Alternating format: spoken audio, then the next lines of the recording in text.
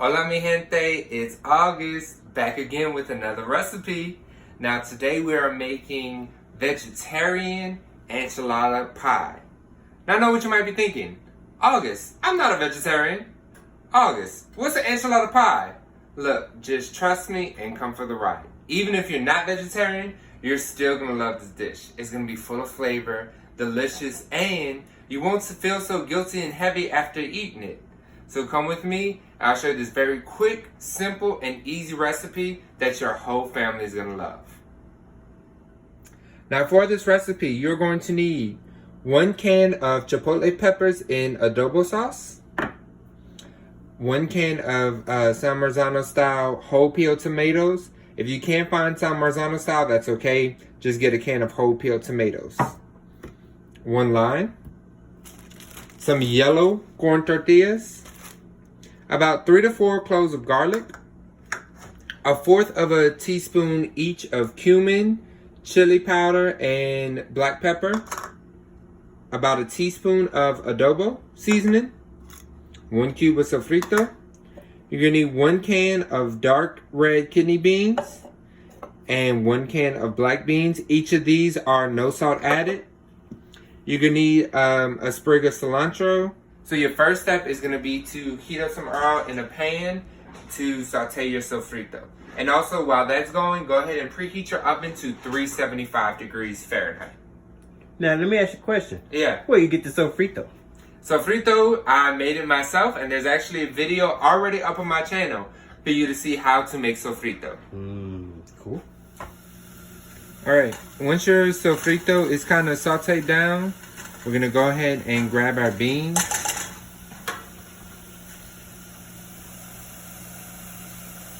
Now I had went and drained the beans of their juice. I didn't rinse them. I just opened the can and drained them of their juice, just that way this won't be so liquidy. So once your sofrito's kind of sauteed real good, you can just drop your beans in there. And we're gonna go ahead, kind of start stirring them up. Now, if you have on hand and if you have the time, you're more than welcome to go ahead and use fresh beans instead of canned to do this. That's another great way, you know, especially if you're not big on canned food. If you want to reduce your sodium even more, you can go ahead and do that. Now that that's mixed up, we're gonna go ahead, throw in our spices and seasonings.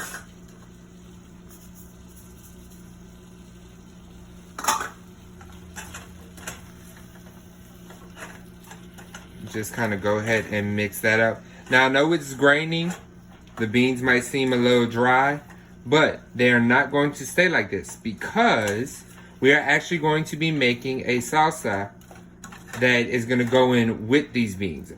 So I know it's looking like, oh, those seasonings are kind of powdery, beans look kind of dry. Don't worry, they're not going to stay like that. All right. So for right now, we are finished with the beans. It's mostly just to kind of get everything mixed in and heated up together. You know what, I'm actually going to put just a little dash of water, not a lot, just a little bit to kind of help it cook and heat up while we're making the salsa.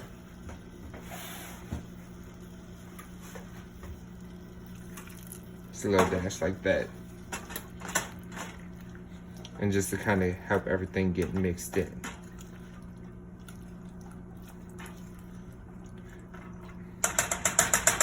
All right, my oven was on a 7 when so I could saute the sofrito, but now I'm just gonna put it down to a 2 just so the beans can stay warm while we make the salsa. All right, so now we're going to make our salsa. Now, first we're gonna take our can of tomatoes and just pour the whole thing in there. All right, I know it may seem like a lot, but look, more salsa is better than not enough. All right, now that tomatoes in there, there is an ingredient I forgot to tell you at the beginning of the video, so I apologize, but that is half of an onion, of a large onion. I have a yellow onion, but you could use white or even red onion if you want. I just like cooking with yellow onion. And that's gonna, you know, just go ahead and rough chop that, your onion. You can add in your garlic cloves. you're going to add your chipotle peppers and some of the adobo sauce. Now, these chipotle peppers in the can still have their seeds and everything in it, so they're really hot. So if you're not one that likes spicy food, just add 1 pepper, and that'll be enough. I usually go ahead and just add 2. 2 usually works for me and Chris. And then once you have your peppers, you do still want to get some of that sauce in there, because that sauce adds some really, really good flavor. All right. Then you're gonna take half of your lime and juice it. One good little trick I like to do is go ahead and roll your lime out. That's just gonna get some of your juices going.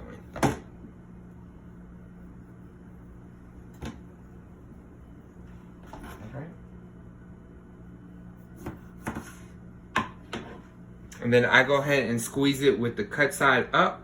That way none of the seeds or anything might fall in. And then finally, just a quick dash of regular salt. And that's the taste. You can always come back after you blend it up and taste to see if it needs more salt or not. All right, put your lid on and just go ahead and blend it till it's smooth. I'm gonna go ahead and just pulse it a few times and then all right, our salsa is blended. This kind of is the consistency. Now this step is optional, but one that I highly recommend.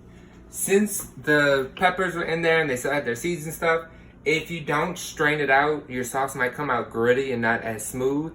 And so while it's optional, I highly do suggest that you strain it. So get you a nice little fine mesh strainer and then just a regular bowl. And then go ahead and just pour it over the strainer. And this is also, you might have to mix it around just to kind of help it strain through. This is also a really good quick recipe for just quick like salsa dip. You know, if you just want some fresh homemade salsa, but you know, don't want the time to have to roast the onions and tomatoes and all that. This is a real quick recipe to make some easy salsa. You can easily leave out the chipotle peppers. If you don't want it that spicy, just put in the adobo sauce itself. Add a few sprigs of cilantro. Some good salsa. Just pair it with some chips and you're good. All right. So I want y'all to be able to see this technique that I'm doing of just kind of moving and stirring it around. This is gonna help kind of the solid bits get out the way so that liquidy, those liquidy bits can fall in. All right, so just after a minute or two of mixing, this is what's left. I call it the pulp, but this is like the leftover seeds and skin of the peppers and tomatoes and stuff. And now, if you see here, we have a nice smooth sauce. All right, now that we have our salsa, I just put it in a little cup. It makes about 2 cups. We're gonna go ahead and add this salsa to the beans. So go ahead and pour in, I'd say about close to a cup, maybe 3/4 of a cup. And just go ahead and mix that up. Now, right now, this tomato sauce is a little liquidy. That was kind of the first time I made it with the canned tomatoes. And so we're just gonna let it cook a little bit to let some of that water evaporate. So right now, if you look, here is your mixture. This essentially will be the filling of your enchiladas. While that's heating up and gonna cook down, I'm going ahead and heating up another pan. We're gonna use this to kind of toast our corn tortilla. Actually, so I have my pan heated up. I'm gonna just grab a corn tortilla.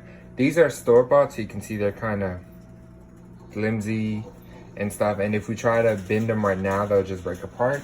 So the way to fix that is just go ahead and toast it. So I have my pan heating up, it's on about a 5. I'm just gonna toast it. Once I see like little bubbles starting to come up on this side, I'm gonna just pick it up and go ahead and flip it. And we're gonna do that. You'll need about 5 to 6 corn tortillas heated up to build the full enchilada. I'm filming this myself because my cameraman Kristen took a chips and salsa break. It's so good. He's eating chips and salsa. It's spicy too. I was gonna say, is it too spicy? It's alright. I can manage. All right, yeah. So you can see kind of already starting to bubble up in some spots right here, but not enough bubbles quite yet that I want to flip it. All right, I'm gonna go ahead and flip it and let it grill on the other side. And then you're just gonna repeat that with each tortilla, and then I'll just show you how to build it. Meanwhile, beans are heating up. I'm gonna let it broil a little bit, so that way some of that water can evaporate and that sauce can get a little bit thicker. All right, now it's actually time to start building the enchilada pie now that I have all my tortillas heated up. So I have a tray, just line it with some flour.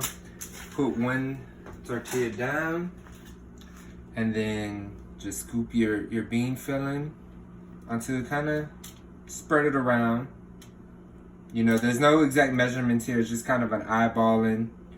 And you know how thick you want it, how many people you feeding. And then next I'm gonna put a layer of cheese. I have the Fiesta blend, but you can use whatever kind of cheese you want. If you want cheddar, you could even use queso cheese, mozzarella, whatever kind of cheese you want. All right. So just put a layer like that. And then you just repeat. You put each layer on top. And then, you know, like I said, depending on how many people you're cooking for, you can put however many layers you want. It's just me and Chris, so I'm not gonna make a whole lot. So that means you could feed 2 with this amount that you're making. Actually, since I use 2 cans of beans, you could probably feed like more so up to 4. We just gonna have some leftovers.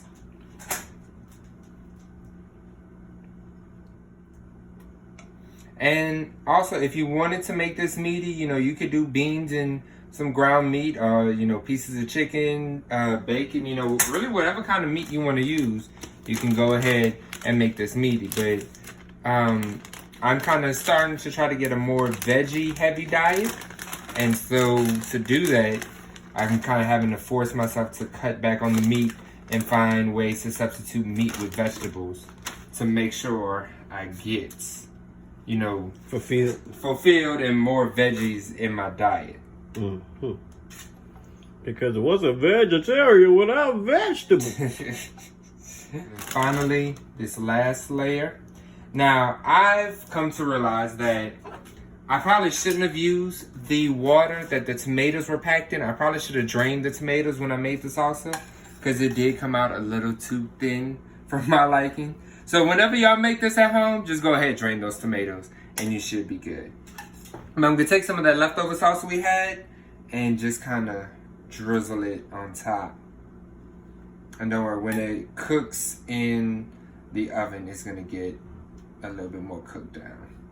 Like I said, for y'all at home, just go ahead and drain that can of tomatoes before you blend everything up. You're gonna have to put a disclaimer in the beginning. Yes, I sure will. And then Find time to tell me at the end. put one more layer of cheese on top. Then you go ahead and pop this into your oven. Remember, 375, and we're gonna bake it for about 15 minutes just to give time for all that cheese to melt up. Can we get a close up on that? Of course. Ooh, roll that beautiful cheese footage. Ooh. All right. All right, this is our enchilada pie. Right out the oven, I let it cool for about 5 minutes.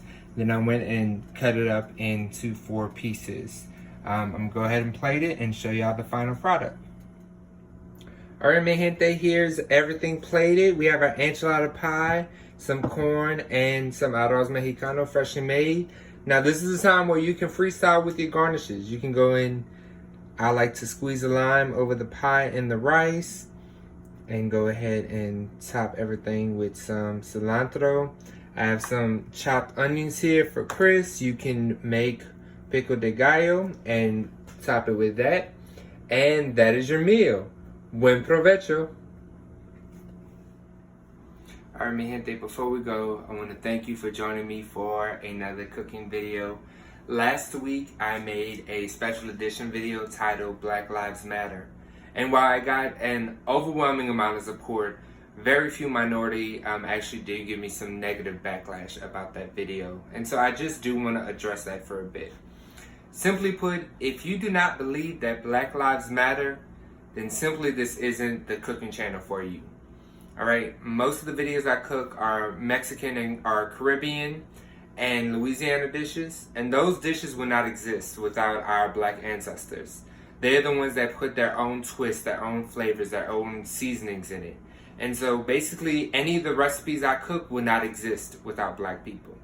The shirts that I wear, the clothing that I wear are all created by black people. My friends and family, my black friends and family were the ones who pushed me to create this channel.